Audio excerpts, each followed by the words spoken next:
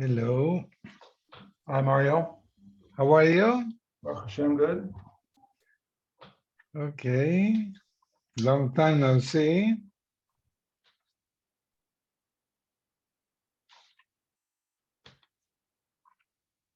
Hi, Abe.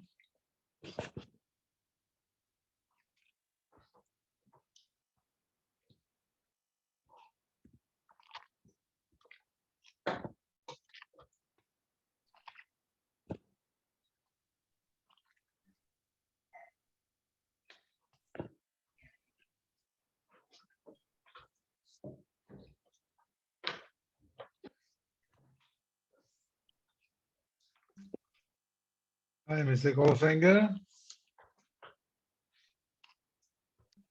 Evening. Good evening.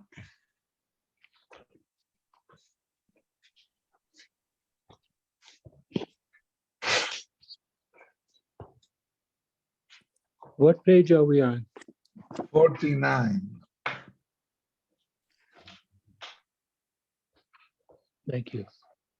You're welcome.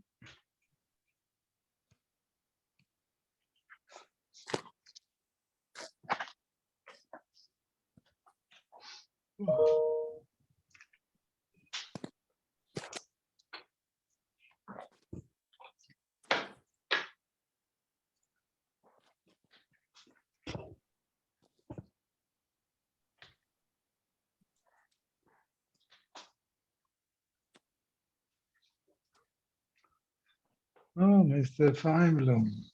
Hello. Hello. How are you? Chaim, how are you? Your uncle? Hi, Shalom Aleichem. How are you doing? Baruch Hashem. Gabi, okay? Yeah, thanks for asking. Saying my best. Thank you, I will. Your Ashes Chayil, how's she doing? Baruch Hashem, fine, thank God. No complaints.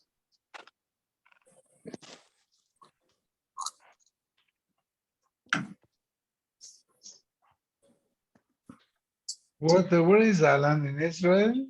Yes, Alan went to Israel. Alan had a bar mitzvah in New York of a grandson, and I think a bar mitzvah of a great grandson in Israel. In Israel. Ah, yes, he said that. Yeah.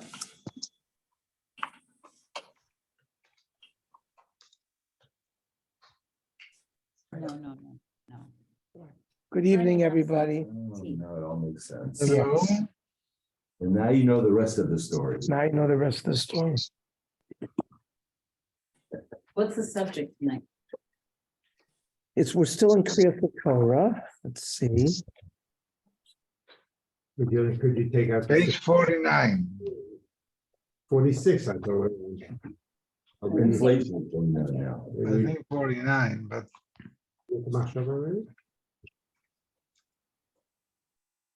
Yeah, we said that you could move. Yeah, we did. Let me see.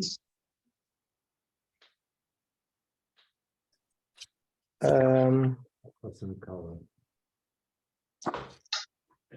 left off that you could dance with this Sefer Torah in the streets. Because normally we said you shouldn't move the Sefer Torah.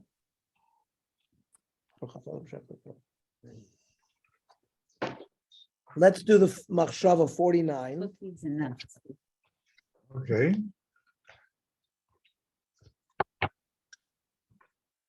What is the reason for the institution of Kriyat Torah? Why is it necessary for us to read a full parsha of the Torah on a weekly basis?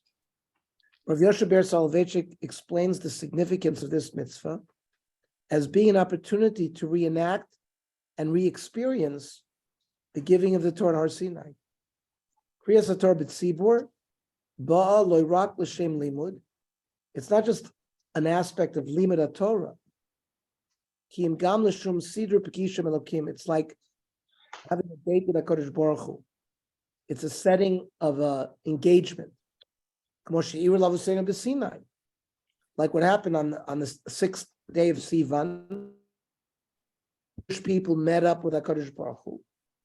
So similarly, he says every Shabbos called Kriya V'Kriya, Imatan Torah Chadash. Therefore, think about what the Baal Koirei when you're reading Kriyas Torah, it's like it's like being at Matan Torah.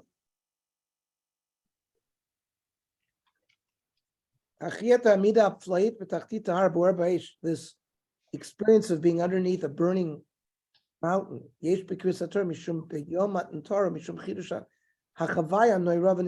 reenactment, a replaying of this event.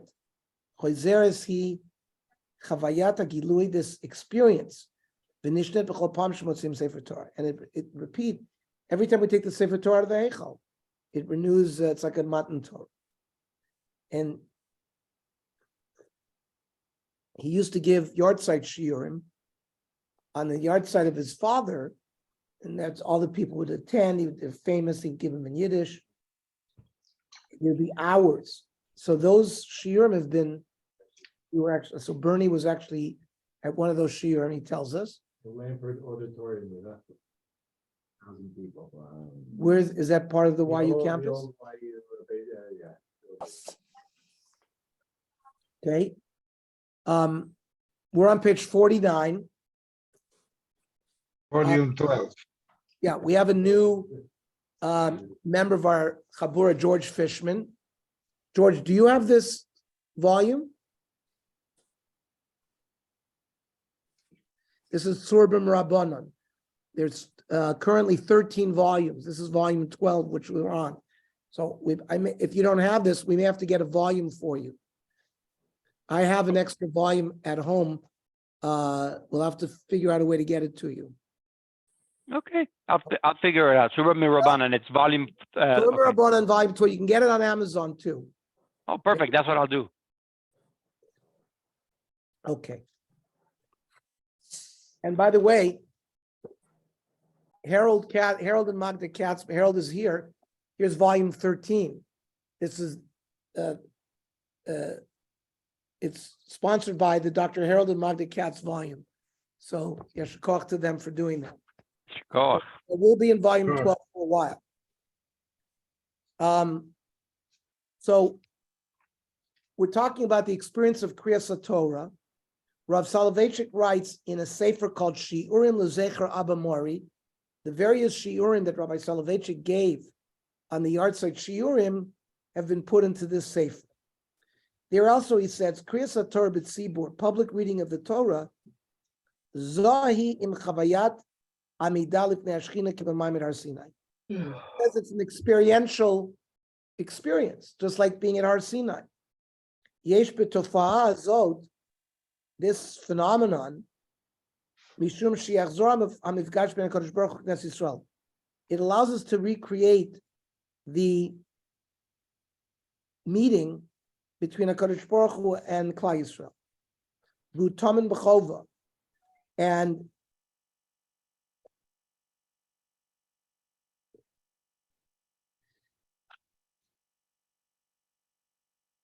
the Jewish people are sort of hidden in this encounter. And then when they, utamun b'chova, hidden in the obligation, b'shamoa kriya, in listening to the kriya, tzarcha tzibur l'tzayir b'nafsho, the tzibur should paint for themselves imagery, ki'ilu achshav haTorah nitnes b'Sinai, as if today the Torah was given again. B'kolot uvrakim, with thunder and lightning, of a kol shofar chazak ma'od. According to Rav Soloveitchik, we should view each time that we hear the Torah being read in shul as a special encounter with Hashem, in which we can re-experience the giving of the Torah again, together with all the fanfare that accompanied it. Consequently, we certainly would not want to squander the opportunity by spending the time speaking with others, or engage in other tasks, which, as we learned above, is frowned upon by most poskim, even when some technically permitted. Rather, we must focus our energy on listening to the Torah being read and imagining that we are receiving the Torah on our Sinai.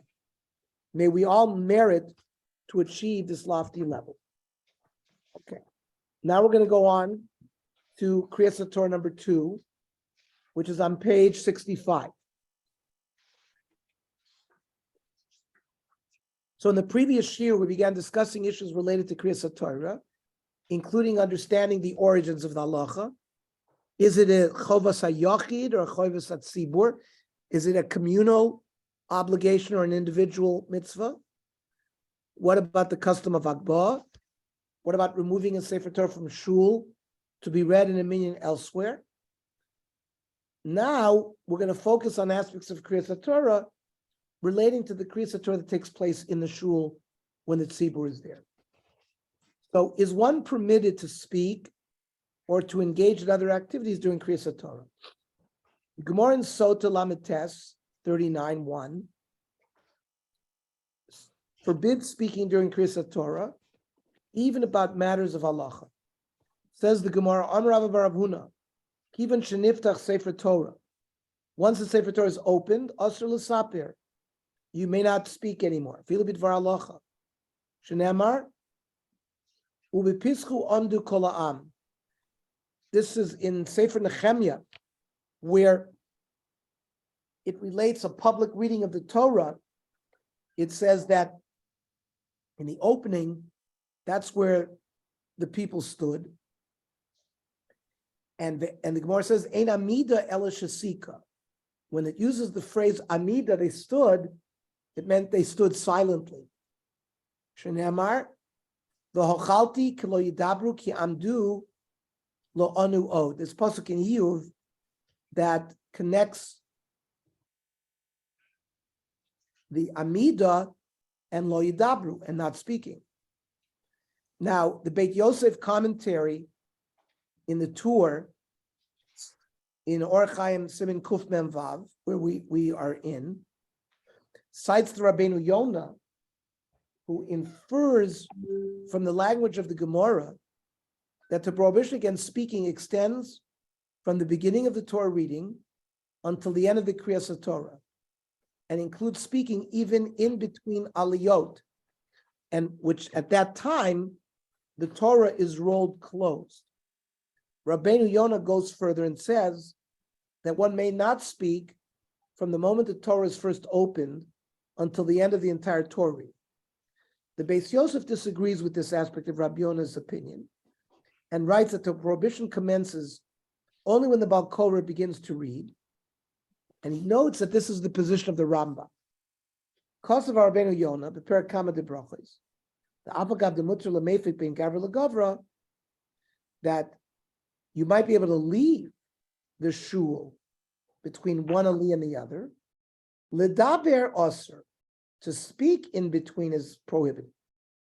There's certain times when there's like maybe a problem with the, seeing that there's a mark or something and people ask questions. So then you would be able to do it, because it's like when you make the Tilas Yadayim before washing Yeah. and you don't have any salt, you're allowed to call for the salt.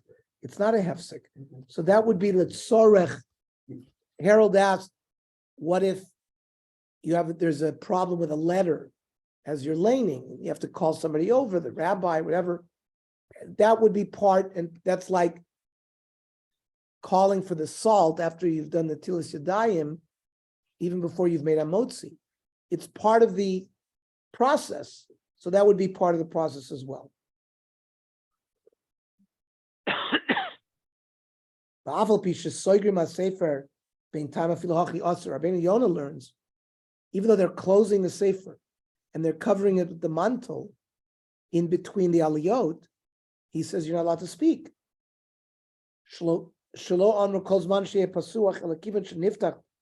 It didn't say as long as it's open. It says once it opened, it's mashma to be shash niftach l'pam rishon also l'saper klal ad shisamu kol haparsha ad kan l'shono. So the Beis Yosef is quoting Rabbeinu Yonah here and says this is his words. However, Nira, this is now the Beis Yosef speaking. The time of Mishum the Ikla Mecha Shem Yimshach Adibur Af B'Shas Shekorim. Rabbeinu Yonah is concerned that if you talk between the aliyot, the person will continue talking, and even into the next reading. So it's like a gzeira. Umiyu Nira Deloy Mitzer. So the Beis Yosef says, I think it's not prohibited. L'daber me'et sheniftach mamish. Rather, it's not from when the sefer was originally open until they close it. Rather, It's me'et sheyaschil hakora likros. It's just when he reads. V'kachem divrei Rambam Zal. So it is prohibited to speak. We're always stopping, at least in Yavna, Chaim is stopping the laning. You're not allowed to speak during Kriyas Torah, certainly while it's being read. Shulchan Aruch rules, in accordance with the Rambam's opinion, that the prohibition to speak begins when the actual Torah reading commences. Even Torah. You can't lean over to your neighbor and say, "Oh, did you see this Rashi?" You can't even speak b'divrei Torah. Afilu ben gavra legavra, and says the Shulchan Aruch, he extends the prohibition even between the aliyot. Vafilu mihishlimu parsha, even if he had already finished reading the parsha. However, the Magen Avraham, the commentator in the Shulchan Aruch, argues and writes that the Talmud seems to forbid speaking from the moment the Sefer is opened.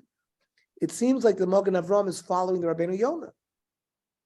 Even Sheyischil Zedas Rambam, that the prohibition is when he is laning. Upshada Gemara Vapoiski Machma, the Mashinita Sefer Torah, sir. It's not just when he starts laning, even the moment they open up the Sefer Torah, he has to stop. No, the Sefer. Misheniftach Sefer Torah, also. Ubach, right? The Bach, who is the commentary along with the Beis Yosef on the tour, Pasak the Ben Gavra LeGavra Mutter, that between aliyot it's permitted.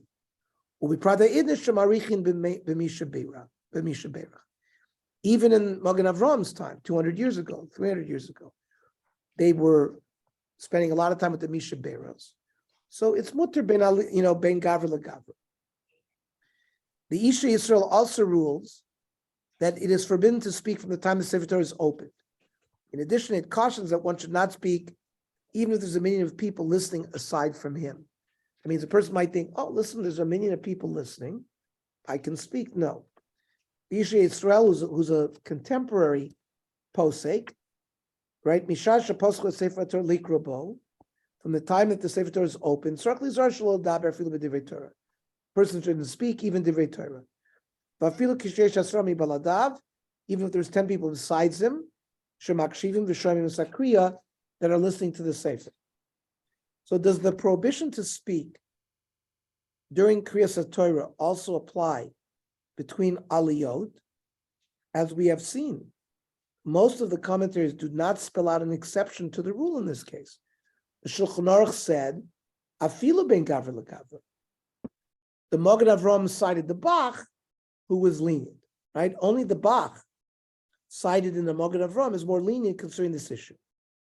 It would seem then that although those who do speak, particularly Divrei Torah, between aliyot, have a basis upon which to rely, it's more proper not to speak in between aliyot, even about words of Torah. The Eliyahu Rabbah, who was an achron, a later posek, like in the 1800s, writes that learning aloud without speaking to other people is permitted in between aliyot. Based upon the sources in this section, we can conclude that halacha clearly forbids speaking during Kriyas Torah. And it's also preferable to avoid sharing words of Torah with another person in between aliyot, though some permit this. And learning aloud on one's alone would be permitted in between aliyot. So that's the summary of that issue.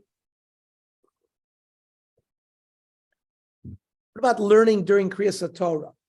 Just to remind everybody, when we went through the halachos of Tefillah Shebetzibur, that when we're listening to the Shliach Tzibur repeating the Amidah, we learned the halacha that you're not allowed, you're supposed to be following along in the siddur.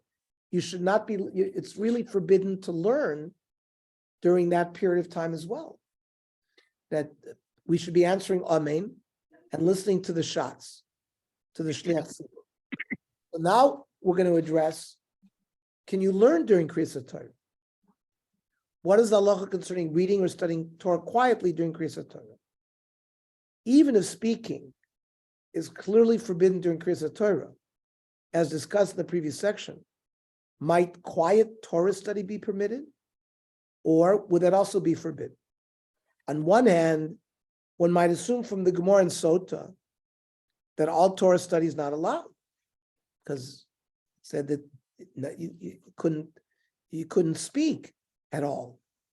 On the other hand, the Gemara in Bracha states that Rav Sheshes would in fact study Torah during Kriyas Torah. Brachas Chesom and Aleph, Rav Sheshes Mahader Ape V'Goris.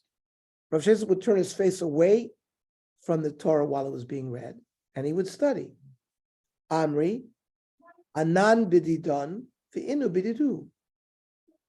Right? I'm engaged in the study of the oral Torah, and the tzibur is listening to Torah Shebichsav.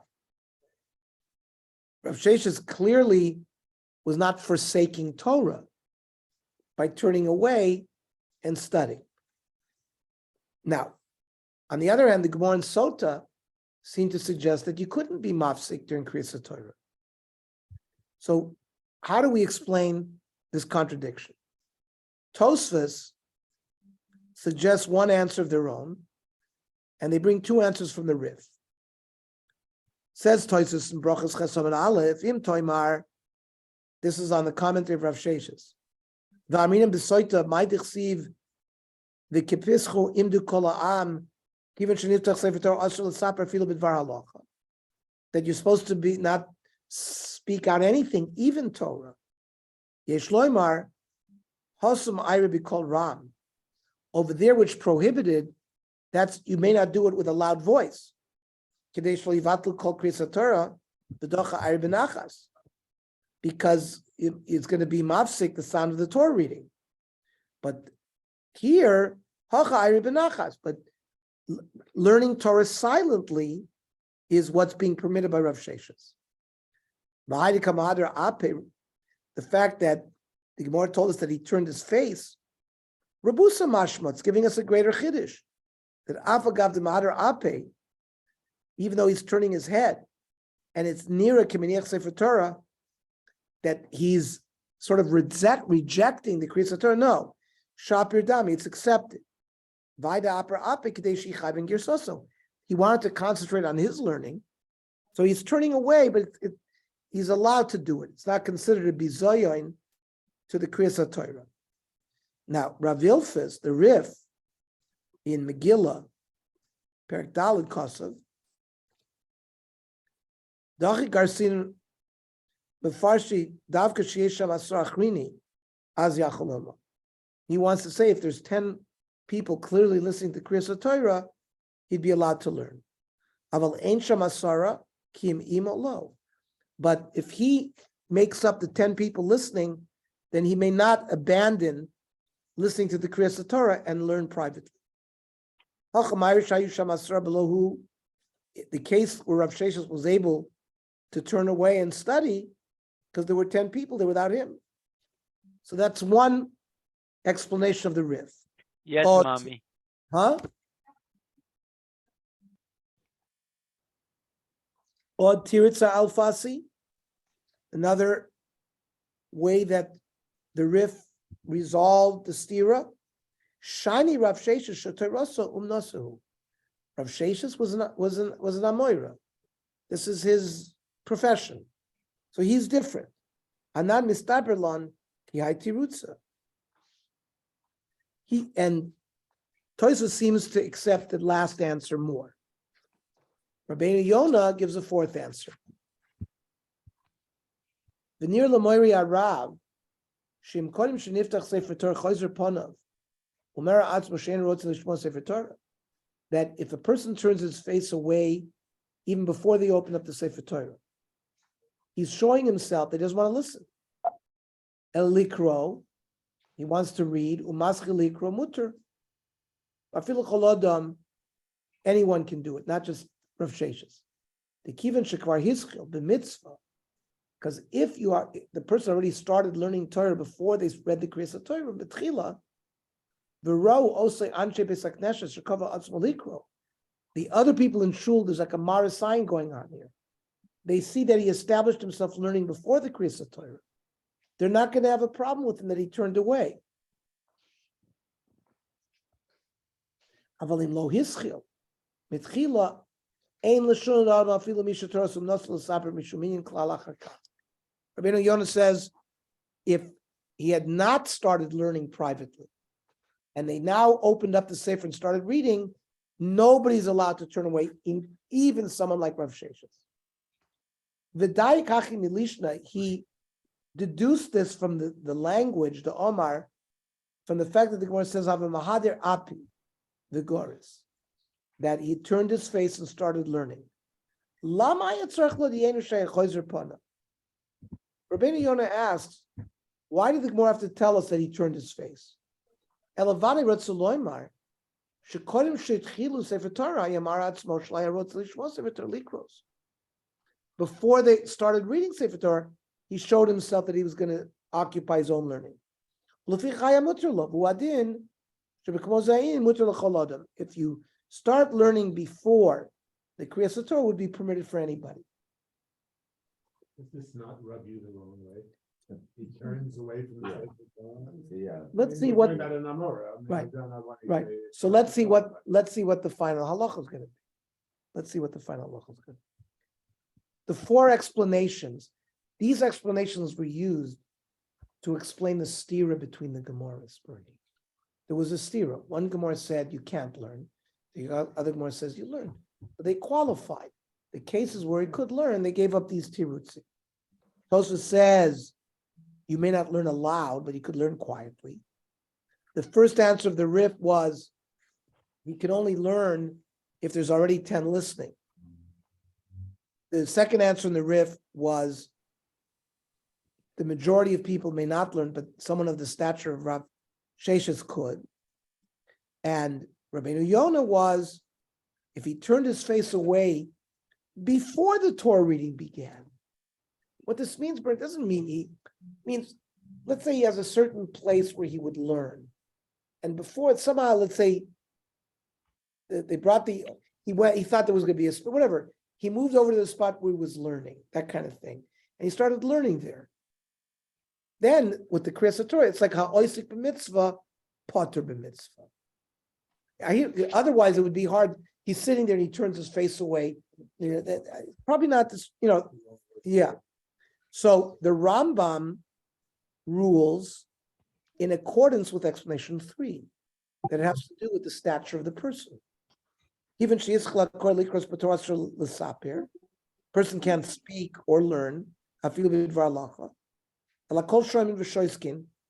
has to be quiet and listen, and pay attention. This was another pasuk in the Nehemiah that everyone's ears were turned to the learning, to the reading. You're not allowed to leave the shul while he's laning. The person has to go out to the bathroom or go out for some reason. You can go between the aliyahs. That's the Rambam. Umishu oisik b'Torah tamid, someone whose profession is learning Torah. The Torah somnaso mutar lasik b'talmud Torah b'shas shakar kar b'Torah. Such a person can learn during laning. Shulchan Aruch cites all of the above answers as halacha, but he concludes that it's proper for one to listen carefully to the Kriyas Torah in all cases. Even once the Balkor reads, you cannot speak, even Divrei Torah. Afilu ben Gavra l'Gavra, even between the aliyot. Afilu mehishlim hu parsha, even if you finish the parsha. Yesh matir in legaris belachash, right? That was the first opinion of the Riv. To some allow you to learn quietly.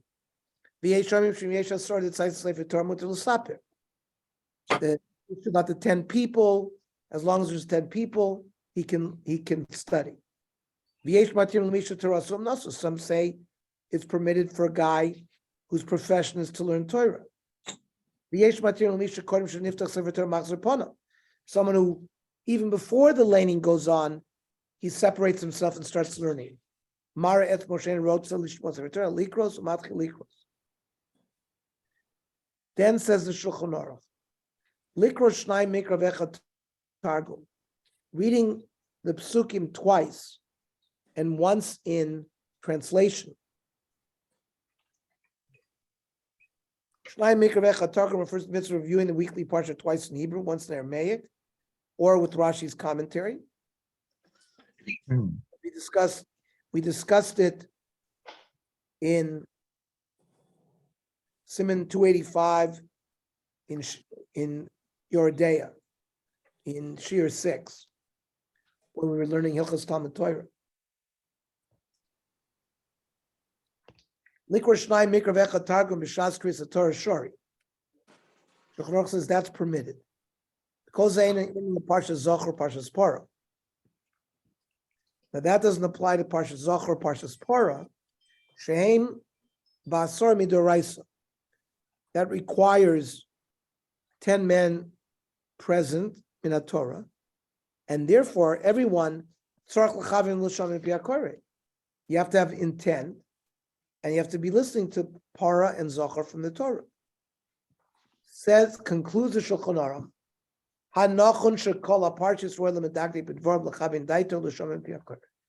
He says the best practice is, even though there are these leniencies, is to listen to every word of the Kriyas Torah.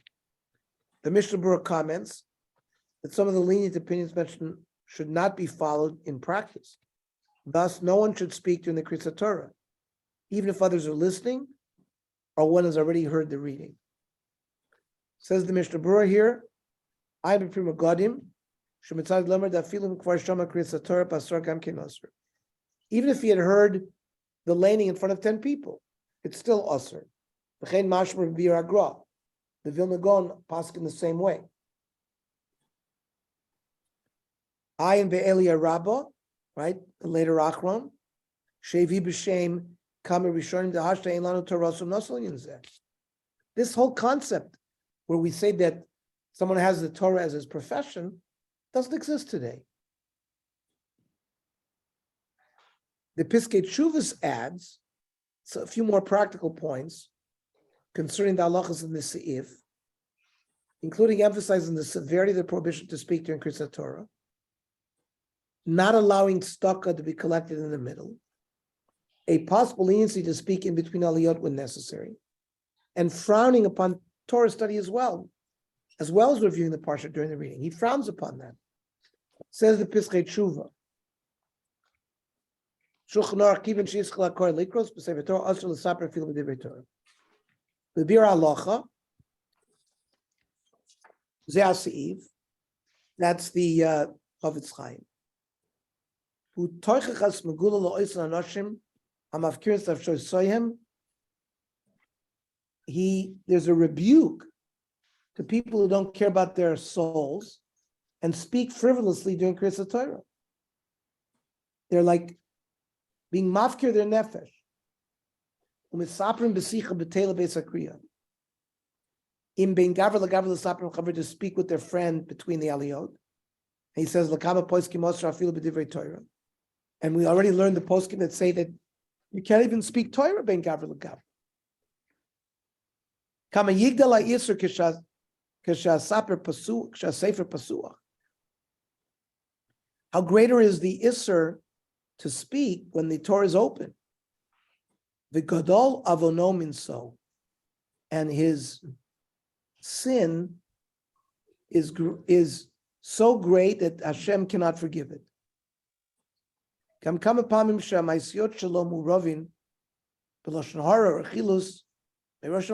only that, what are people talking about? Lashon hara, talking about other people. So you're compounding the problem. And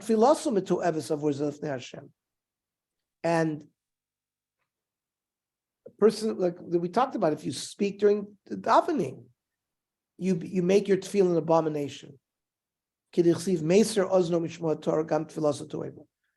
says that if someone talks during the laning, he's a Meser Ozmo Mishmot Torah. He's removing his ear from listening to Torah. So his davening becomes an abomination. Ashrei Misha Noisin Kavod L'Torah. So this is the Bir Aloch. Because of Aramah, Noagum HaMakdimim Lisnonei B'Shah Shekorim B'Torah. They would sway, they would shuckle. Dugmas HaTorah Shenitna B'Riseis. Like when the Torah was given to Har Sinai, everybody was afraid. Person should tip his ear to not miss one word. Just like we try to listen to every word when Purim time. You should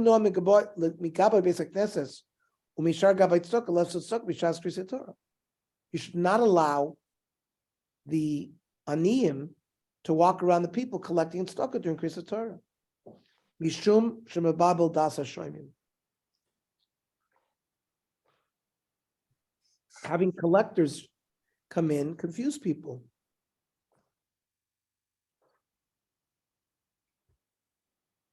Also, l'saper v'divrei Torah filu ben gavra l'gavra. The Shulchan Aruch says you cannot speak between the aliyot, but then the Bach may kill belimud ben gavra l'gavra. He doesn't allow you to talk between aliyot. He allows you to speak in Torah. The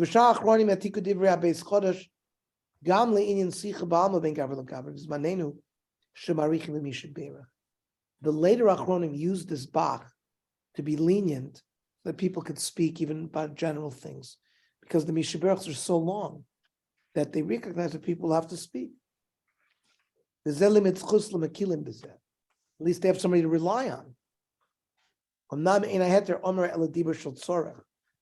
heter should really be some kind of speech for need. The gamzerak in kotzer, something short. We don't want this conversation between the people to go on, that it'll be nimshach into the aliyah, that the person will start, they're going to start laning the next aliyah.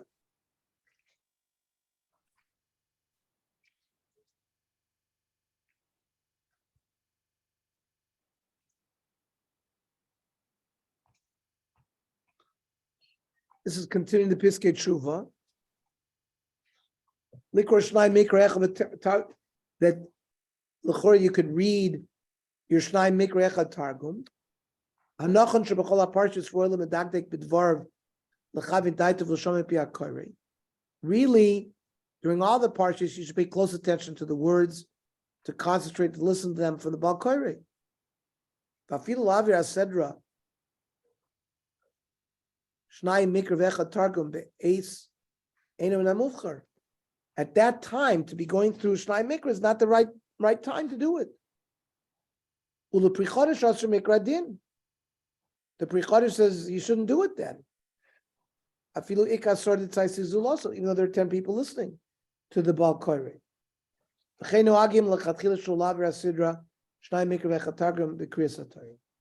The custom is not to do it. Not even for a Talmid Chacham whose Torah is his profession. When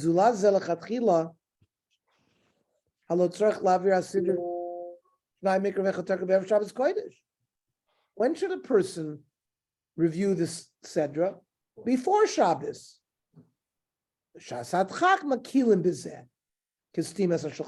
Aruch, in discussing this halacha, said that in an emergency you could do it on Shabbos as well. We are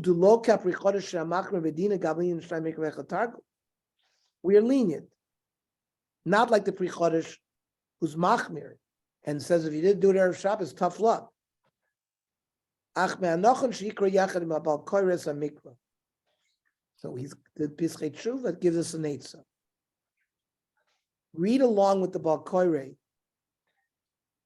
and then that way you satisfy the mikra. Then between the aliyah, read it again. Now read the Hebrew again, because you got to do it twice. And then the Rashi or the Unclus. To learn other things.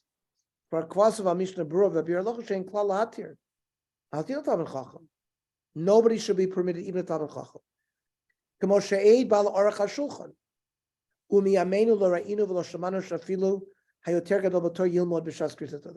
says, I never saw that the great Talmid Chachamim would abandon the Kriyas Torah and learn. Rakim Kvar Shama Kriyas Torah. He heard it already. But without the Lishma Binyan Acher, he plans to hear it in another minyan. And Yesha Sora Zulaso, it says what there are 10 other people besides him. After Lakel Bezeh, he's quiet. Yosef would study it, and he sits on the side of the shul. That it's clear to everybody, Marasai, that he read it already. Oh, he's going to hear it somewhere else. So, the Chavetz Chaim we see in the Piskei Teshuvos, they're very machmir regarding this. The Yalkut Yosef does allow one to be lenient in the scenarios described by the Shulchan Aruch. Though he too recommends being stringent and listening carefully to Torah reading. You should not speak with a full voice. I feel a bit of a Torah. I feel ben gavra legavra, nachon lachmir. You shouldn't speak between the aliyot. To learn quietly, ben gavra legavra is permitted. And you could do it if there are 10 other people listening. Somebody who does, let's say, learn in Kolel, his profession is Torah.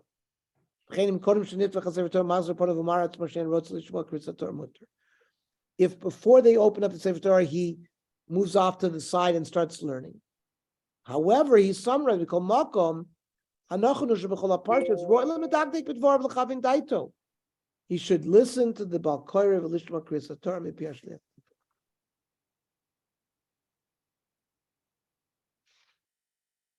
What about sleeping during Kriyas Torah, being counted with the minyan while you're asleep? Have you covered sleeping during davening? You can cover sleeping during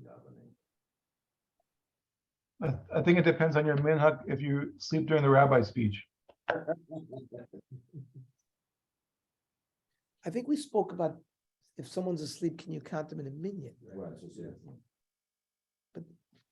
So another interesting question that arises is whether one who is tired may allow himself to doze off during the Torah reading. What about Shavuos morning? In an early minyan, with the participants have been up all night, must every effort be made in such cases to avoid falling asleep? Based on what we have learned in the previous section, one might argue that in cases where there are 10 others listening, there may be some grounds to permit it. Nevertheless, even if it may be technically be permitted, the Bir Halacha and Piskei Teshuvos would certainly argue that it is not appropriate to do so, and one must try to remain awake. So what is the halacha in the above scenario if the minyan consists of only 10 individuals and one of them has fallen asleep? May he be counted for the minyan of 10 or not? We have learned previously in volume 10, Shir 1, that according to the Shulchan Aruch, one who is sleeping can in fact be included in the 10. Im hischil echad masor lispala levado, v'nei yochel anos imohem, or shu yoshan. If one of the 10 doesn't answer, or he sleeps, so that's davening. But regarding the Torah reading, the Pri Megadim writes that it's uncertain whether someone who is asleep can be counted in the minyan or not. The Bir Halacha, the Mishnah Berurah rules that someone who is asleep is not included in the minyan for Torah reading. He supports this conclusion from the opinion we saw above that allows one to study Torah during Kriyas Torah provided 10 others are listening, implying that one cannot count as one of the 10 if he's not paying attention. Says the Bir Halacha, B'emet, al korcha muchrachin anu lomar, we are forced to say, Kein l'das ha'shulchan aruch Kriyas Torah chamir tfei, that Kriyas Torah is more machmir than davening.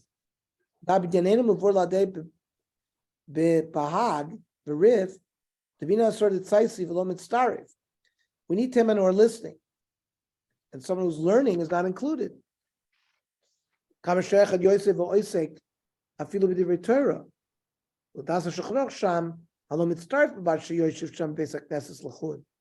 The Shulchan Aruch argued and said a person just sitting around in shul can be counted in the minyan.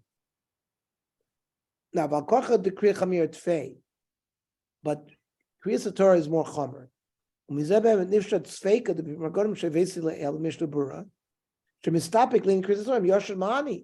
He's not sure whether somebody who's sleeping could be counted. So what is the difference between tefillah and Torah? If someone is sleeping, he's concluded as one of the 10 with respect to Kedusha, Kaddish. So why is it that Pri Megadim is uncertain if he's included for Kriyas Torah, and if he's uncertain if he's counted? And the Biur Halacha rules that he's definitely not counted.